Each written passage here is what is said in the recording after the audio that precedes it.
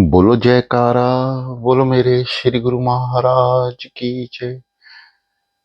श्री सद्गुरुदेव भगवान की जय। श्री परमहंस दयाल जी महाराज की जय। श्री नंगली निवासी भगवान की जय। श्री सद्गुरुदेव भगवान जी के प्रेमियों, आइए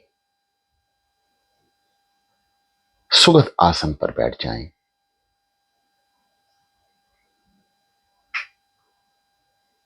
दोनों हाथ ज्ञान मुद्रा में, रीढ़ गर्दन से सीधी, आंखें कोमलता से बंद।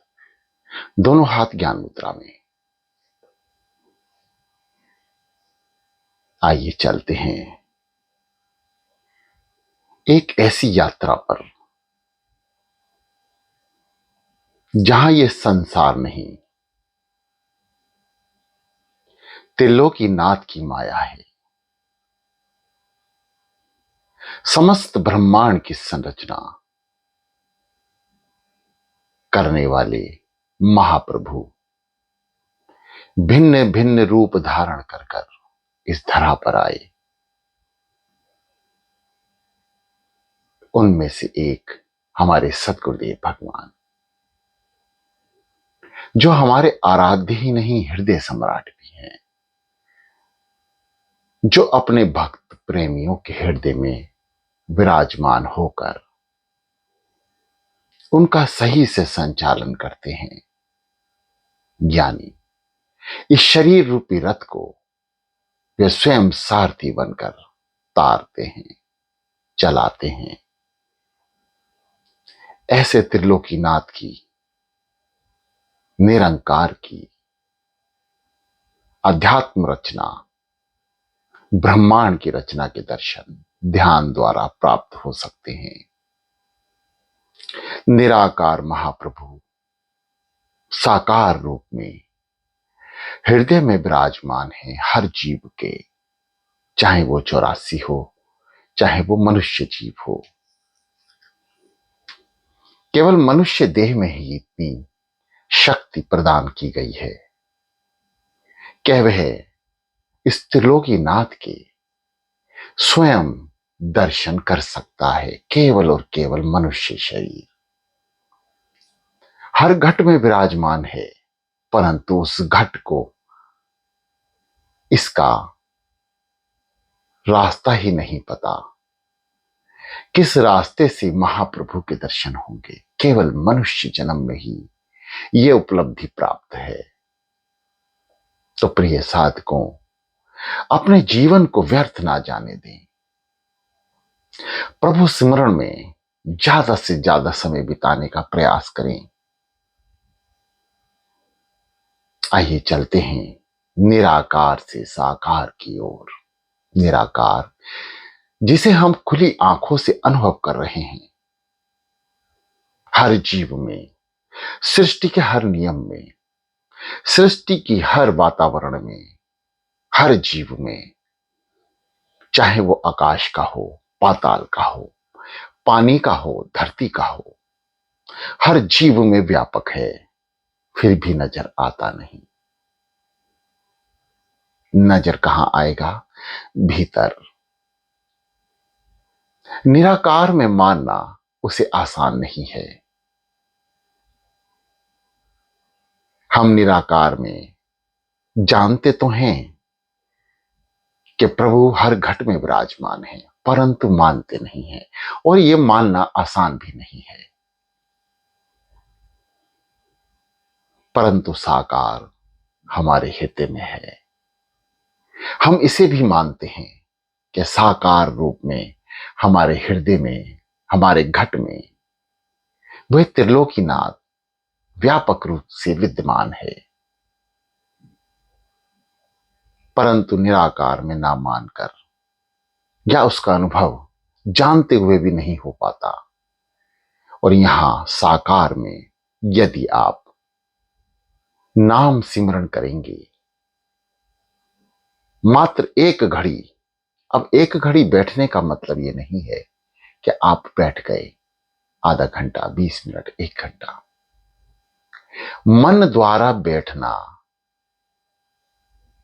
और शरीर से बैठना, दोनों में ही इतना अंतर है जितना जमीन और आसमान में है। लेकिन मन द्वारा बैठना, तो प्रथम तो हमें शरीर से बैठना ही होगा। फिर चाहे अभी मन बैठे या ना बैठे, हमें बैठना ही है। तो सतगुरुदेव भगवान जी के प्रेमियों, आइए बैठते हैं सतगुरुदेव भगवान जी के ध्यान में। शांत चितमन, स्थिर शरीर, समस्त विचार शून्य है। आंखों को कोमलता से बंद रखें। शरीर पर किसी भी तरह से अकड़ाहट ना हो। सावधान होकर बैठें, परंतु शरीर को बिल्कुल स्वस्थ रखें। रीढ़ और गर्दन सीधी हो, परंतु अकड़ कर ना हो, साधारणता हो। दोनों हाथ ज्ञान मुद्रा में, अंगूठे से तर्जनी उंगली दूसरे कोर से मिली हुई, गर्दन को सीधा करें। समस्त ब्रह्मांड की संरचना ओम मंत्र से हो रही है। जब धरा नहीं थी तब भी, जब सृष्टि नहीं थी तब भी, आज सब कुछ हम खुली आंखों से देखते हैं, तब भी एकमात्र ओम के द्वारा ही, उसके उच्चारण के द्वारा ही समस्त ब्रह्मांड क्रियाशील है। आइए उस महामंत्र का उच्चारण कुछ देर बैठकर करें।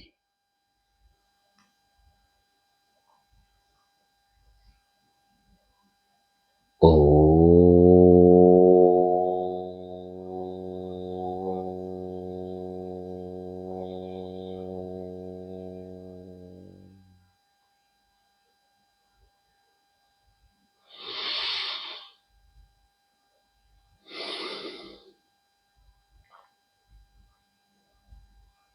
समस्त क्रियाएं ध्यान की आपको पहले ही बताई जा चुकी हैं। ओम। नाभि चक्र को दबाएं, श्वास को अंदर की ओर ले जाएं। पेट को दबाएं। पेट को जब हम नाम की शक्ति द्वारा अंदर की ओर प्रेषित करते हैं, तो हमारे तीनों चक्र, मूलाधार चक्र, स्वाधिष्ठान चक्र और नाभि चक्र, जो पेट के भीतर हैं, रीढ़ को सीधा करने के मायने हैं। मूलाधार चक्र को जागृत करना। यदि हमारी रीढ़ और गर्दन सीधी है, तो रीढ़ के ठीक नीचे विद्यमान है मूलाधार चक्र और नाभि के ठीक पीछे है नाभि चक्र, और इन दोनों चक्रों के बीच में है स्वादिष्ठान चक्र। केवल एक नाम जपने से, यानी भीतर श्वास को भरने से, नाम की शक्ति पेट तक पहुंचाने में ये तीनों चक्र जागृत अवस्था में आ जाते हैं। धीरे धीरे अभ्यास द्वारा जैसे हम श्वासों से नाम सिमरण करेंगे, ये तीनों चक्र जागृत होंगे, और यह जब जागृत होंगे तो समस्त शक्ति ब्रह्मांड की और इन तीनों चक्रों की शक्ति नाम द्वारा ऊपर की ओर प्रवेश करेगी, यानी हृदय चक्र से होती हुई। हृदय यानी अनहद चक्र, विशुद्धि चक्र यानी गला, कंठ के ठीक पीछे और हृदय के ठीक पीछे अनहद चक्र, दोनों चेस्ट के बीचों बीच हृदय के ठीक पीछे है अनहद चक्र, जहां से हमारी श्वासें आती और जाती हैं। समस्त शक्तियों द्वारा श्वास में एक ऐसी अद्भुत शक्ति पैदा होती है जो अनहद चक्र में पहुंचकर उसे भी जागृत करती है। और विशुद्धि चक्र में पहुंचकर कंठ में जो चक्र है उसे भी जागृत करती है और वह शक्ति नाम की श्वासों द्वारा पहुंच जाती है आज्ञा चक्र में। ठीक दोनों भावों के बीच में जहां तिलक स्थान है वह आज्ञा चक्र। श्वास गहरी भरते हैं तो समस्त ब्रह्मांड की शक्तियां हमारे भीतर प्रवेश कर जाती हैं और जब हम नाम की शक्ति से श्वास को भीतर ले जाकर आज्ञा चक्र पर पहुंचाते हैं और अंतिम अक्षर का नाम श्वासों से उच्चारण करते हैं तो समस्त विकार जो शरीर के भीतर सूक्ष्म से सूक्ष्म रूप में छिपे हुए होते हैं वे नाम की शक्ति द्वारा बाहर निकल आते हैं। आंखों को भी इसी क्रिया में लगाना है। जब हम श्वास भरेंगे तो नासिका की अग्रभाग को बंद आंखों से देखते हैं और जब हम श्वास आज्ञा चक्र की ओर ले जाते हैं तब बंद आंखों से आज्ञा चक्र यानी तिलक स्थान भौं के बीच में जहां हम तिलक लगाते हैं वहां आंखों को रोक लेते हैं।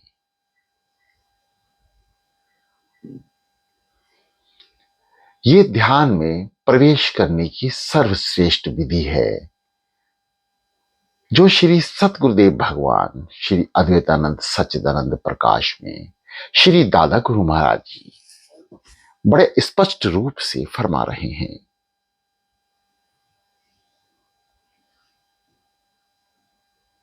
शांत गहरी लंबी सांसें।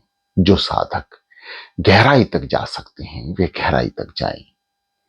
श्वासों की गहराइयां महत्वपूर्ण हैं और जो साधक असमर्थ हैं किसी भी कारणवश वे निश्चिंत होकर जो कुदरत द्वारा श्वासें आ रही हैं उसका अनुसरण करें। अपने समस्त ध्यान को श्वासों पर एकत्र कर लें। जो गहरी लंबी श्वास ले रहे हैं नाम की शक्ति भीतर प्रवेश कर रहे हैं वह साधक भी श्वासों की क्रियाओं पर विशेष ध्यान दें। ये शुरुआती दौर है भीतर प्रवेश करने के लिए कि मन को एकाग्रचित करना है। मन अत्यंत चंचल है। इसके जैसा चंचल पूरे त्रिलोक में कोई नहीं और यह चंचलता केवल मन की है और वह मनुष्य को ही प्राप्त है। मन की चंचलता 84 लाख जीव में किसी को प्राप्त नहीं, केवल मनुष्य को प्राप्त है। आप जानवरों को देखते हैं वे एक ही स्थान पर घंटों बैठे रहते हैं। क्या विचार करते हैं क्या नहीं करते हम नहीं जानते। कभी आंख खोलते हैं कभी बंद करते हैं, कभी एक स्थान से दूसरे स्थान पर जाकर बैठ जाते हैं। विचार कीजिए किस तरह समय उनका बीतता है। ना कोई कार्य ना कोई बुद्धि। जब बुद्धि नहीं तो कोई विचार नहीं। केवल और केवल ये सारी खूबियां त्रिलोकीनाथ ने मनुष्य जीवन में मनुष्य को प्राप्त कराई हैं।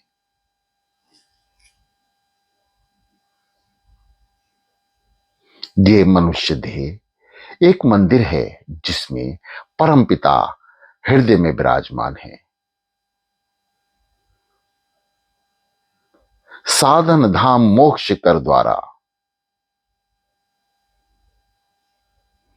शरीर ही मुक्ति का दरवाजा है। साधन द्वारा उस दरवाजे तक पहुंचा ही नहीं जा सकता बल्कि उस दरवाजे को खोला भी जा सकता है। अपनी 84 लाख योनियां केवल मनुष्य जन्म में ही केवल नाम जाप द्वारा काटी जा सकती हैं और इसी शरीर से 84 भी बनाई जा सकती है। ये शरीर नरक का भी दरवाजा है, मुक्ति का भी दरवाजा है। जो शरीर, जो आत्मा प्रभु त्रिलोकीनाथ की इस अपार संपदा को नहीं संभाल पाती और भ्रष्ट कर देती है, उसके लिए 84 अपना दरवाजा खोल देती है। इस मनुष्य देह से ही तो हम 84 तक पहुंच जाते हैं, और इस मनुष्य देह से ही हम मुक्त हो जाते हैं। केवल मनुष्य देह ही है जो मुक्ति का दरवाजा है। हम मुक्त हो सकते हैं, किसी और योनि में हमें ये मौका नहीं मिलता।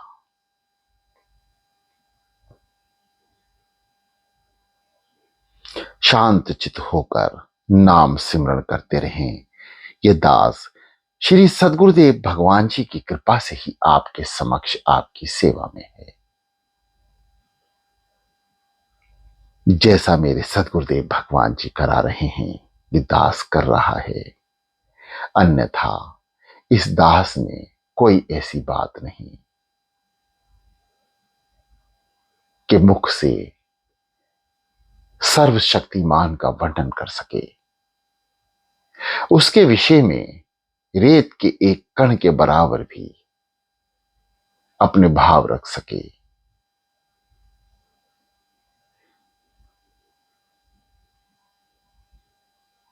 हमें इतनी शक्ति नहीं है, केवल सद्गुरुदेव भगवान जी का प्रेम, उनकी अपार कृपा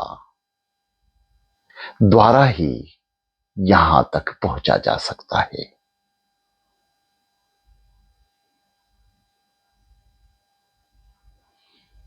प्रिय साधकों, आप नाम सिमरण करते रहें, श्वासों से नाम जपते रहें, कान से नाम की आवाज जो श्वासों में चल रही है उसे सुनते रहें। और श्री सद्गुरुदेव भगवान जी की कृपा से ये दास आपके समक्ष है।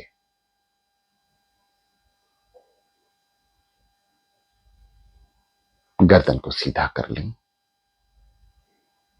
समस्त ध्यान श्वासों पर रखें।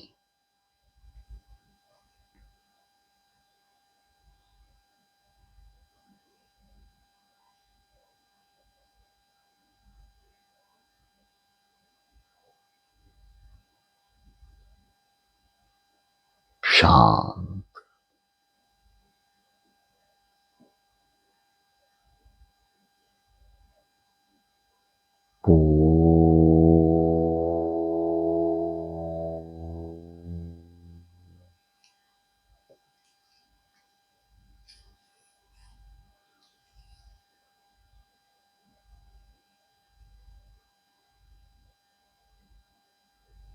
इस दास की सेवा पूर्ण होने के बाद आप लंबे समय तक साधना करें,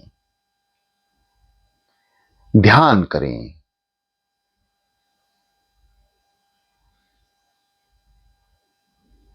ओम महामंत्र के उच्चारण के बाद समस्त शरीर की क्रियाएं शुद्ध हो रही हैं। आइए इस शुद्धता को पूर्ण रूप से भीतर उतारने के लिए सद्गुरुदेव भगवान जी का प्यारा सा नाम, जो हमें दरबार के संत महापुरुषों से प्राप्त है, आइए उच्चारण करते हैं। सो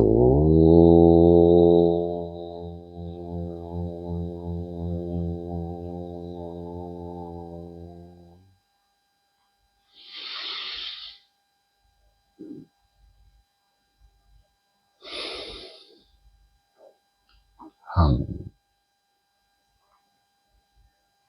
सो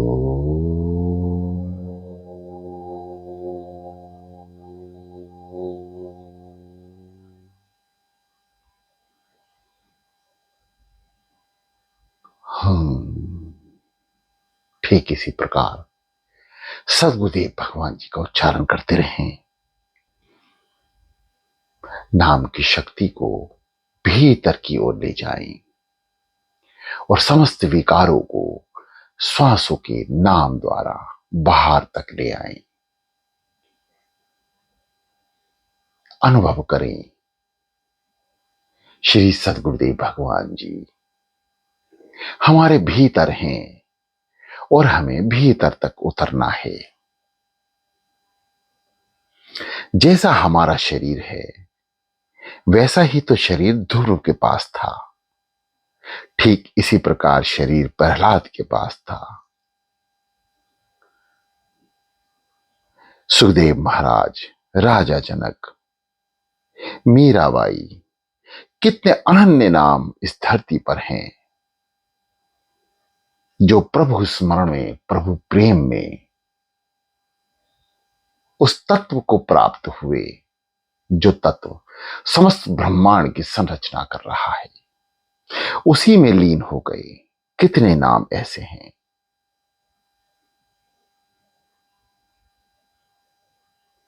केवल नाम शक्ति द्वारा ही उस शक्ति को प्राप्त किया जा सकता है। तो प्रिय साधकों, नाम का महत्व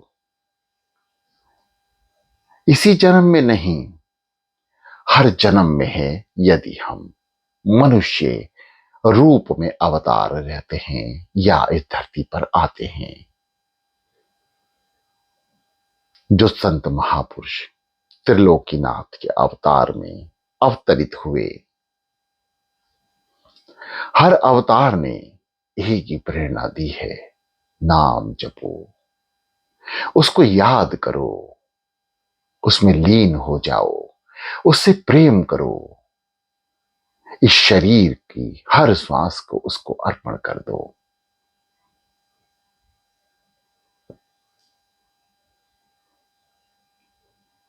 समय समय के अनुसार सद्गुरुदेव भगवान अवतार लेते हैं। सतयुग से लेकर कलयुग तक हजारों हजारों संत महापुरुष त्रिलोकीनाथ के अवतार में जीव को तारने के लिए आते हैं। ऐसे ही हमारे त्रिलोकीनाथ श्री नंगली निवासी भगवान जी हमारे समक्ष हैं।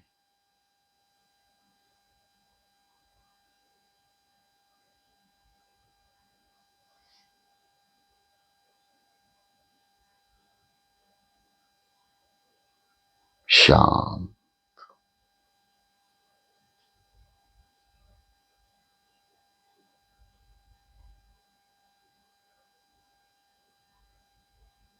सो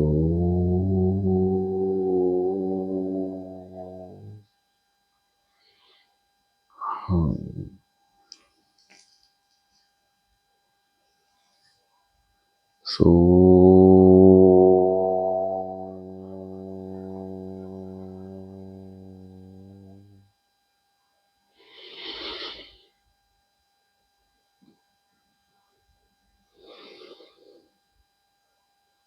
ये सांसों की आवाज जो आपको आ रही है केवल आपको समझाने मात्र है, अन्यथा सांसों की आवाज नहीं आनी चाहिए। केवल ये आवाज भीतर सुनाई दे, भीतर प्रवेश करें। जब हम मन द्वारा श्वासों से नाम का उच्चारण करते हैं तो धीरे धीरे शरीर स्थिर होता है, मन एकाग्रचित होता है और हम एक गहन अंधकार में प्रवेश कर जाते हैं, जो हमें बंद आंखों की पुतलियों से आज्ञा चक्र के भीतर दिखाई देता है। यानी जब हम शरीर के भीतर मानो एक कुएं में झांकना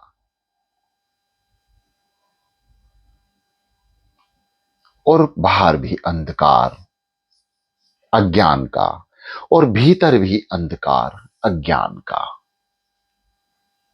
अज्ञान कैसा?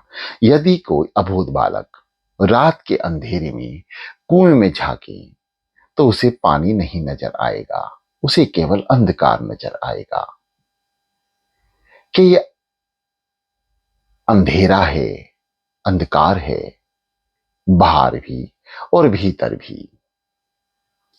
प्रकाश की एक किरण यदि बाहर से प्राप्त हो जाए और हम उसे भीतर उतार दें, यानी कुएं की गहराई तक पहुंचा दें, तो अत्यंत जल नजर आता है।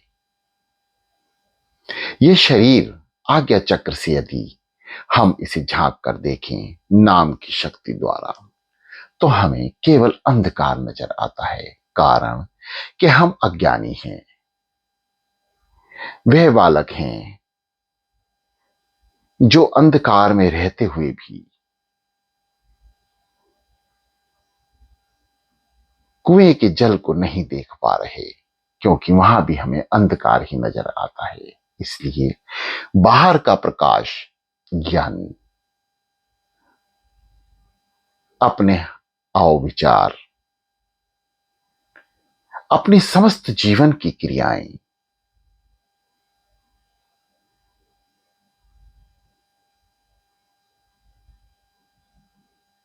पांचों तत्व जो बीज रूप हैं,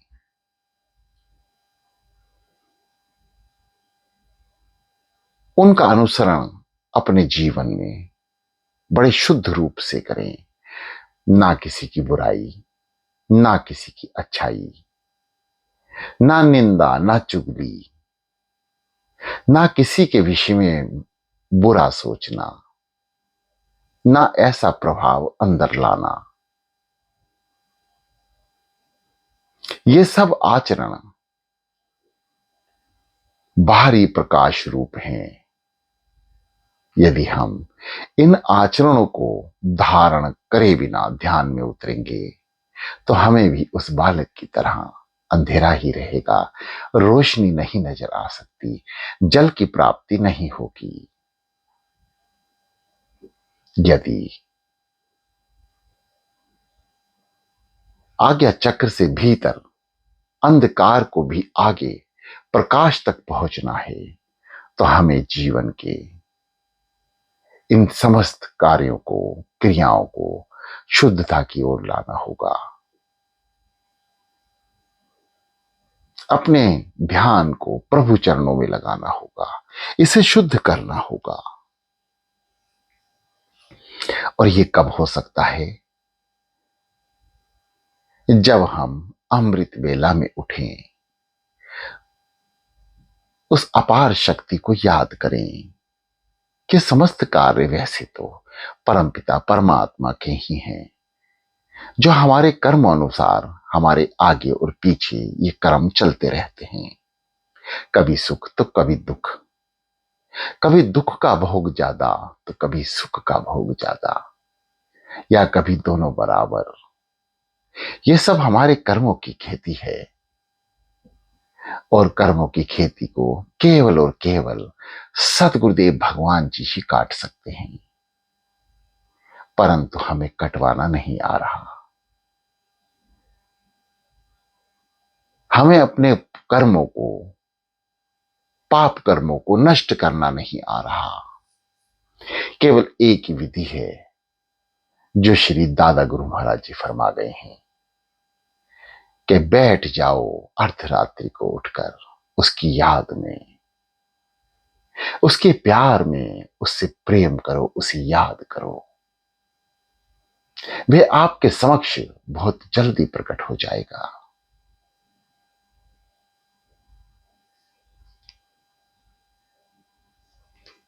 परंतु हम ऐसा नहीं करते। अच्छा, जो साधक सुबह उठने में असमर्थ हैं, वह एक काम और करें।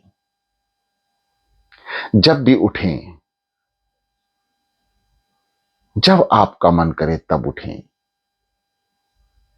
नहा धो के सत्संग सुने। 1 घंटा नियम बनाए कि हमें 1 घंटा सत्संग सुनना है। कान में लगाकर किसी भी संत महापुरुषों की वाणी जो आपको अच्छी लगे उसको सुने। 1 घंटे का नियम बनाए सत्संग सुनने का।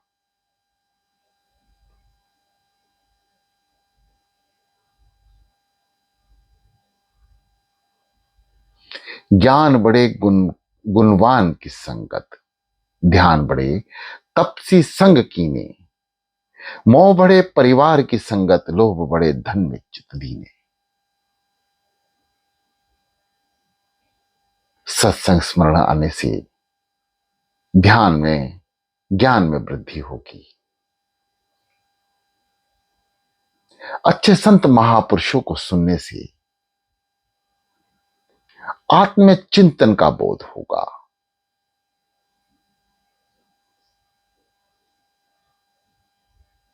उस परमपिता परमात्मा को याद करने की चेतना जागेगी।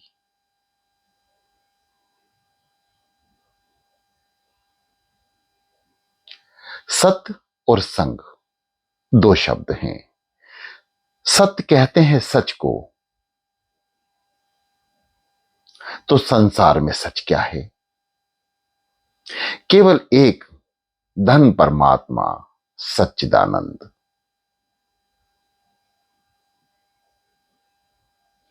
और सत्य का अर्थ हुआ उस पार ब्रह्म परमात्मा का संग। सत्य संग, उस सत्य का संग करना, उसके संग रहना, मानो परमपिता परमात्मा त्रिलोकीनाथ के संग रहना। सत्संग। और जो साधक अमृत वेला में उठकर साधना स्थित हो रहे हैं, उन पर सदगुरुदेव भगवान जी की बहुत अपार कृपा है, बहुत ज्यादा अपार कृपा है, जिसका बयान आप मुख से नहीं कर सकते। जो केवल उठकर बैठ रहे हैं, अभी साधना स्थित होना बाकी है। यदि आप उठकर बैठ रहे हैं तो आप समझिए कि सदगुरुदेव भगवान जी की सीधी निगाह आपके ऊपर है। आप अमृत बेला में उठकर केवल बैठ रहे हैं, अभी आपका ना ध्यान चल रहा है, ना साधना, ना सत्संग, केवल आप बैठे हैं। बैठने मात्र से ही सदगुरुदेव भगवान की प्रसन्नता आपके प्रति हो जाएगी, और एक लंबे अंतराल के बाद आप ध्यान स्थित हो जाएंगे, साधना स्थित हो जाएंगे, निराकार से साकार की ओर बढ़ जाएंगे।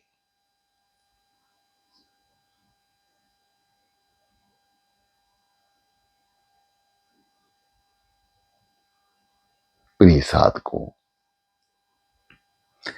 सदगुरुदेव भगवान जी की कृपा से ये दास आपके समक्ष है, आपकी सेवा में है। इस दास का कल्याण श्री सदगुरुदेव भगवान जी के हाथ में है। हमें तो केवल उनकी आज्ञा में रहकर उनके द्वारा बताए मार्ग पर चलना है। यही हमारा सत्कर्म है, यही हमारा सत्संग है। मार्ग किसका? सतगुरुदेव भगवान जी का। क्या वो हमें आकर बताएंगे? क्या वो हमारे कान में कुछ कहेंगे? नहीं। वाणी गुरु है, गुरु है वाणी, ऐसा श्री गुरु ग्रंथ साहिब में फरमाया गया है। श्री सदगुरुदेव भगवान जी के जीवन चरित्र, श्री स्वरूप दर्शन, श्री दादा गुरु महाराज जी के श्री जीवन चरित्र, श्री आध्यात्म सच्चिदानंद प्रकाश, हमारे सदगुरुदेव भगवान अपनी मुख वाणी से हमें बहुत कुछ बता रहे हैं। हम मानते तो हैं, यानी बोलते तो हैं वे घट घट में विराजमान है, परंतु मानते नहीं। वे ग्रंथों में भी विराजमान है। उनकी वाणी साक्षात हमारा मार्गदर्शन कर रही है। तो प्रिय साधकों, अपने जीवन में भटकन को रोक लो। ऐसे त्रिलोकीनाथ हजारों जन्म प्राप्त करने के बाद भी प्राप्त नहीं होंगे। यह हमारा सौभाग्य है कि हमें श्री नगली निवासी भगवान जैसे सदगुरुदेव भगवान प्राप्त हुए हैं। शांत। सो